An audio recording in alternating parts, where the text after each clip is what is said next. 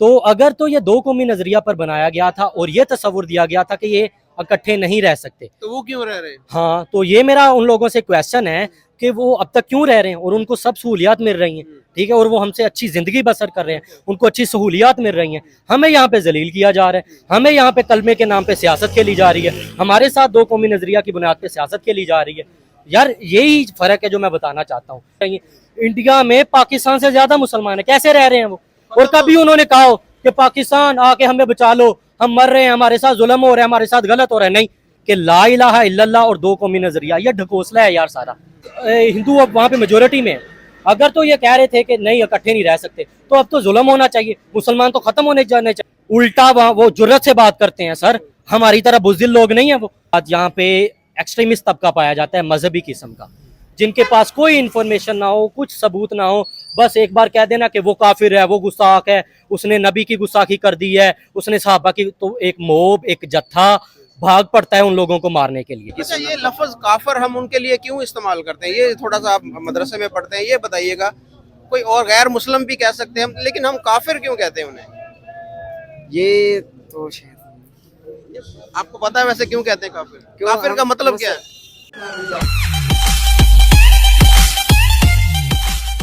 आपसे मैं जानूंगा कि पाकिस्तान बनाने का मकसद और मतलब क्या था और क्यों बनाया गया था, और क्या हम उन मकासद में कामयाब हुए?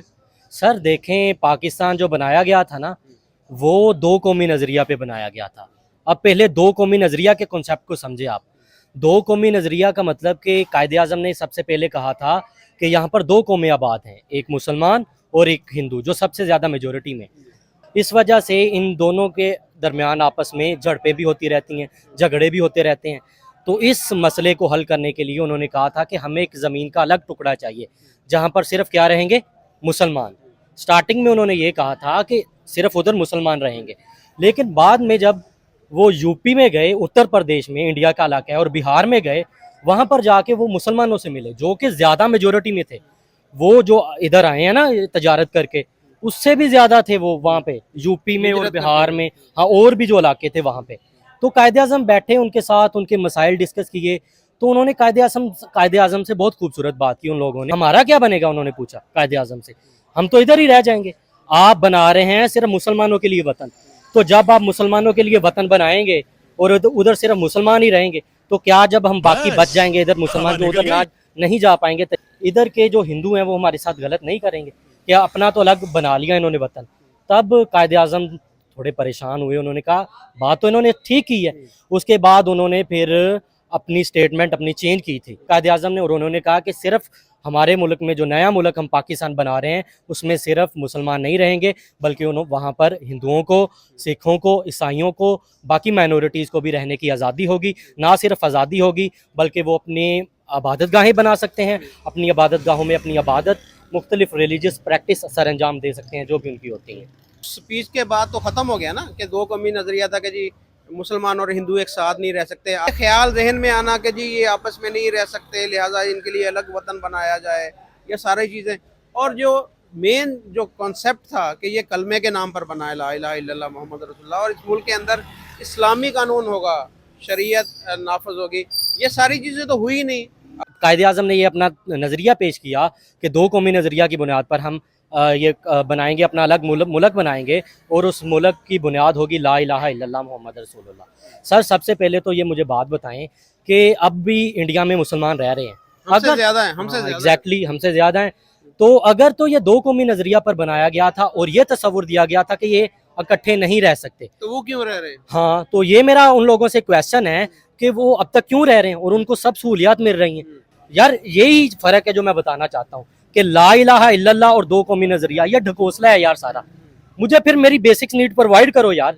मैं इधर कहीं चला जाऊं, मैं हॉस्पिटल में चला जाऊं, मुझे अगर सिफारिश ना हो तो मैं आगे नहीं जा सकता। ये कैसा ला इलाहा इल्लल्लाह मोहम्मद रसूलुल्लाह पे बना पाकिस्तान है यार।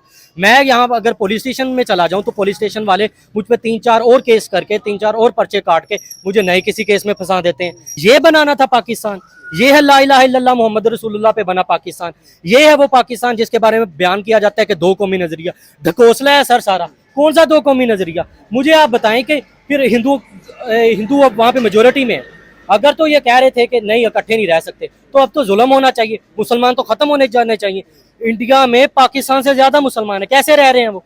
और कभी उन्होंने कहा हो कि पाकिस्तान आके हमें बचा लो, हम मर रहे हैं, हमारे साथ जुल्म हो रहा है, हमारे साथ गलत हो रहा है? नहीं, हिजाब का मुद्दा हुआ था तो पाकिस्तान वाले ऐसे ही बोलने लग गए। उनका मसला है यार, उनको डिस्कस करने दो। तुम्हारे पाकिस्तान के अपने मसले हल नहीं होते और तुम इंडिया के मसलों में टांग अड़ा रहे हो। ये तुम लोगों को हक किसने दिया बाकी दूसरे मुल्क के मसलों में बोलो? डरपोक लोग हैं सर, वो ये निकलते नहीं है बाहर। वो बंदा सड़क पे खड़ा होके असदुद्दीन ओवैसी उनके साथ ललकारता है, लड़ाई करता है पुलिस वालों के साथ। सर यहाँ कौन निकलता है भाई? उस बंदे ने ना हिजाब के मुद्दे पे पाकिस्तान को कह दिया कि भाड़ में जाए पाकिस्तान, अपने काम से काम रखे। मैं वैसे उसके स्टेटस लगाता रहता हूँ असदुद्दीन ओवैसी के अक्सर।